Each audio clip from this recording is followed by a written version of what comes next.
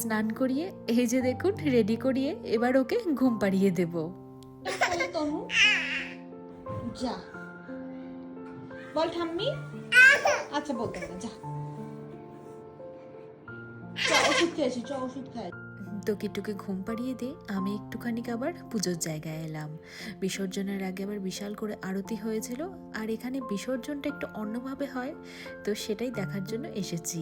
আর এখানে এনাদের পুজো করার নিয়ম কানুন ধরন সবটাই আমাদের বাঙালিদের থেকে খানিকটা আলাদা, তো সেজন্যই আরও দেখতে এলাম যে এখানে পুজো দেওয়ার ধরনটা কিরকম। কারণ এতদিন আমি সম্পূর্ণ আরতি দেখতে পারিনি। কিট্টুকে নিয়ে যখনই এসেছি আরতি প্রায় শেষের পথে। এই যে দেখুন এখন বিসর্জনের আগে নানান রকমের নিয়ম কানুন করছে, যেমন চাল কুমড়ো, নারকেল এইসবের মধ্যে একটু আগুন জ্বালিয়ে ঠাকুরের সামনে আরতি করে এই যে দেখুন চাল কুমড়ো নারকেল এইসব বাইরে ফাটিয়ে তার মধ্যে সিঁদুর মাখিয়ে দিয়েছে। আর ঠাকুরের সামনে ঘটে যে মালাটা ছিল সেই মালার ফুলগুলো নিয়ে দেখুন এখানে যেসব মহিলারা ছিল প্রত্যেকেই মাথার মধ্যে একটা করে ফুল গুজে দিয়েছে। আমিও অবশ্য নিয়ে মাথার মধ্যে লাগিয়েছি, কিন্তু সেটা আর ভিডিও করে দেখানো যাচ্ছিল না। এবার এখানে ওনাদের মধ্যে আরও কিছু রিচুয়ালস ছিল যেগুলো আমি কিছু বুঝতে পারলাম না, কিন্তু দেখতে বেশ ভালোই লাগছিল। তবে হ্যাঁ, আমাদের ওখানে যেমন শান্তির জল ছেটানো হয়, এখানেও মাথায় শান্তির জল নিয়ে আর কপালে ঠাকুরের সিঁদুরের টিপ পরে চলুন বিসর্জনের জন্য নিচে যাই।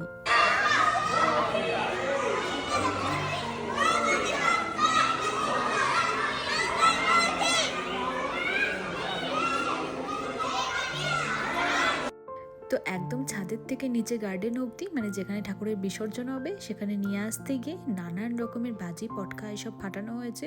তো সেই সব শব্দে কিট্টুর ঘুম ভেঙে গিয়েছে।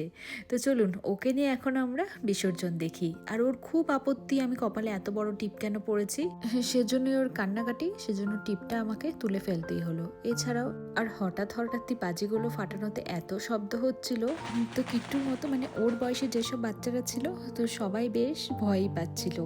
তো চলুন, তো এখানে মানে আমাদের সোসাইটিতে কিভাবে ঠাকুর বিসর্জন হয় সেটা আপনাদেরকে দেখাই।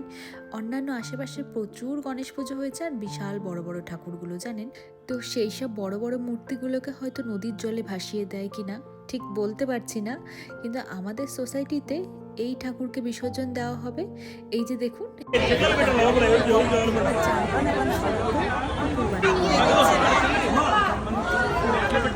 সবাই সাজিয়ে দিয়েছে, এর মধ্যে হবে ঠাকুর বিসর্জন।